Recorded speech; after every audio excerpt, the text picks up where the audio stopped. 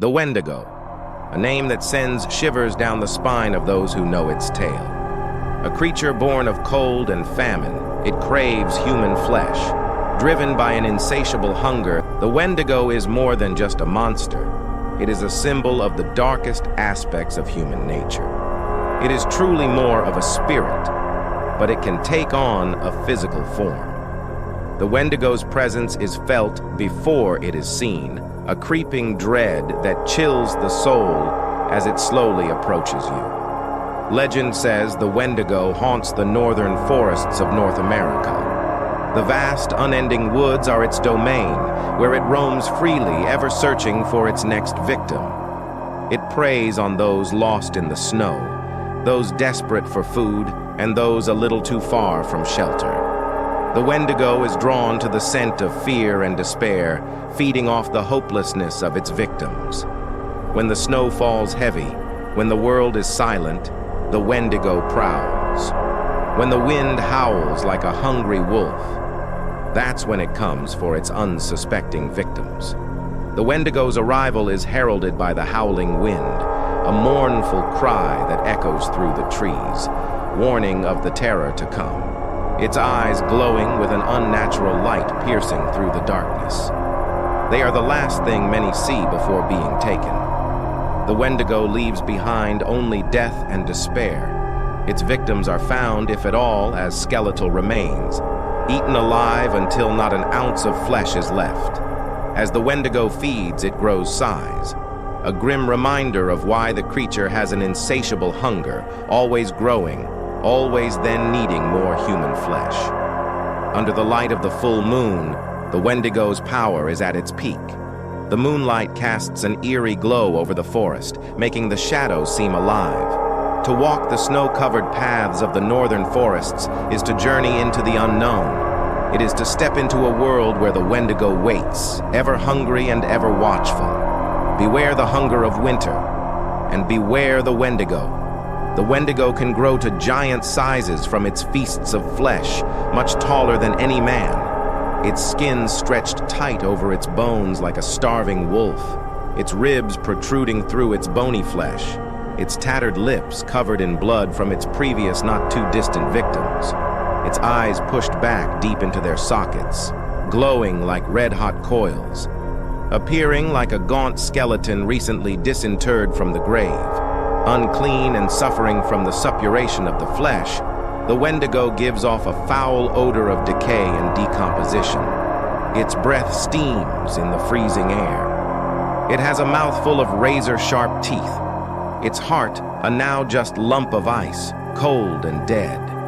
It feels no pity, no remorse, only the unending hunger. The Wendigo can even manipulate the weather, drawing snowstorms upon its prey.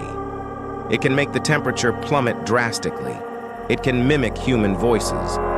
It can even eerily call your name from a distance, luring you ever deeper into the woods, further and further from shelter, and further from hope.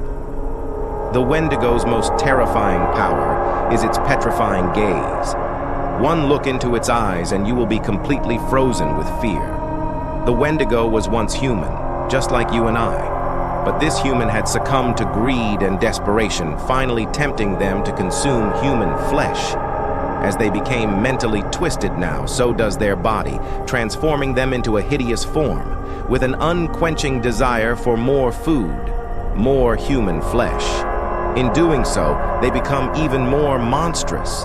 This is the curse of the Wendigo, to forever crave the taste of human flesh, and to forever suffer a hunger that can never be satisfied. Those driven mad with hunger become Wendigos themselves in their desperation, slowly starting to lose their humanity. They become the monster they feared might just come for them. They begin the unending hunger. Wendigo psychosis is no mere fictional tale. One of the more famous cases of Wendigo psychosis reported involved a Plains Cree trapper from Alberta named Swift Runner.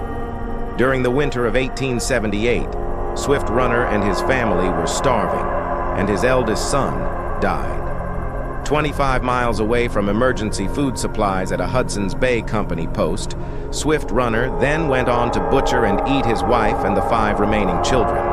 Given that he resorted to cannibalism so near to food supplies and the cruel and unusual nature to kill and consume the remains of all those present, it was revealed that Swift Runner's was not a case of pure cannibalism as a last resort to avoid starvation, but rather of a man that had succumbed to Wendigo psychosis. He eventually confessed to his brutal crimes and was executed by authorities at Fort Saskatchewan. The legend of the Wendigo has been passed on by Native American tribes. They whisper tales of its horrors, stories passed down through generations and generations. They tell of hunters lost in the woods, driven mad by hunger. That then start to slowly turn on their friends and loved ones. These stories serve as warnings, a reminder of the darkness that lurks within us all, a darkness that can manifest inside of us and consume us to the point to where we must consume. Another chilling tale speaks of a group of fur trappers. They sought their fortune in the Canadian wilderness. But winter came early. Food became scarce. The men grew desperate. The whispers started faint at first, like the wind through the trees. One by one, the trappers disappeared, their screams echoing through the silent forest. Only one man remained. The survivor, a man named Jack Fiddler, knew the truth. The Wendigo had come. He had seen its glowing eyes in the darkness. Fiddler luckily escaped. He returned to civilization. He told his tale, but no one believed him. They said he was mad. Years later, though, strange things started happening in the town of Almanac. People were beginning to vanish, their bodies never found. In the heart of the forest, where the moonlight barely pierced through the thick canopy, an unsettling silence reigned. The air was heavy with an unspoken dread, and the shadows seemed to whisper secrets of old. Children slowly started to disappear. It began with whispers, hushed conversations among parents, and the growing fear that gripped the town. The playgrounds, once filled with laughter, now stood eerily silent, abandoned as the sun dipped below the horizon. The townsfolk remembered Fiddler's warnings, his tales of the Wendigo, a creature of insatiable hunger and darkness, they had once dismissed as mere folklore. But now, with each passing day, the reality of his words became undeniable. They knew he had been telling the truth. They sought out Fiddler, the old man who had lived on the outskirts of town, shunned for his eerie stories. His eyes, though aged, still held the terror of that fateful winter when he first encountered the beast. He was old, but his eyes still held the story of that winter. He agreed to help. With a lantern in hand, he ventured into the darkness, his face etched with the memories of past horrors. The townsfolk, desperate and fearful, followed him, placing their hopes in his knowledge. He knew what had to be done.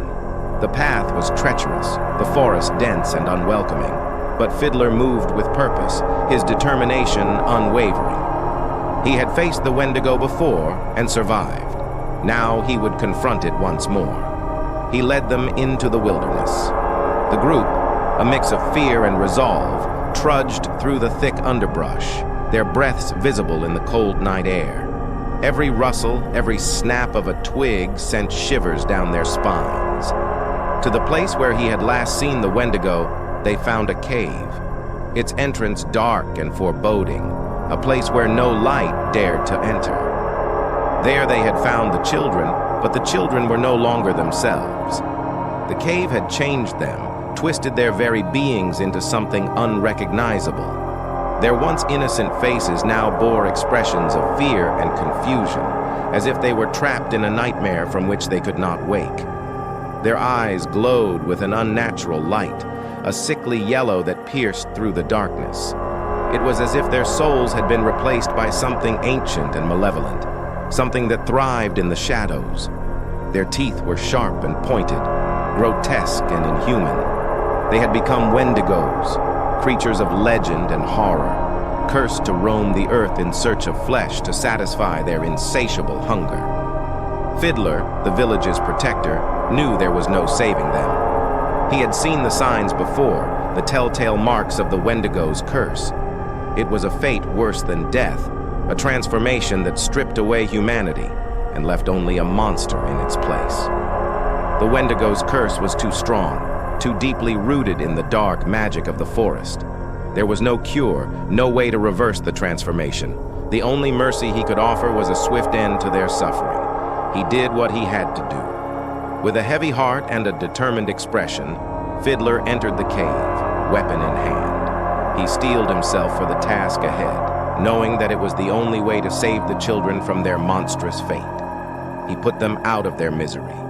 The cave echoed with the sounds of his grim work, and when it was over, he walked away, leaving the lifeless bodies behind. The townsfolk returned home, their hearts heavy with sorrow, and their minds haunted by what they had seen.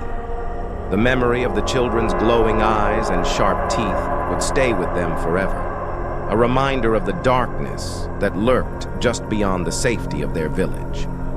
They knew the Wendigo was still out there. The forest was vast and ancient, filled with secrets and dangers that no one could fully understand. The Wendigo was a part of that darkness, a predator waiting for its next victim.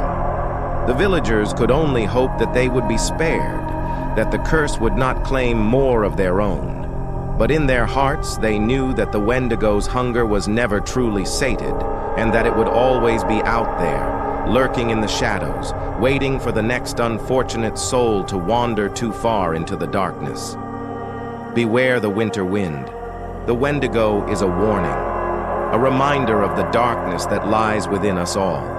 It is a creature of cold and of hunger, and a symbol of our own capacity for evil, lest we be pushed to a point of extreme darkness. So beware the winter wind. Listen for the whispers in the trees, and never ever venture into the woods alone, because the Wendigo is always waiting and is always watching.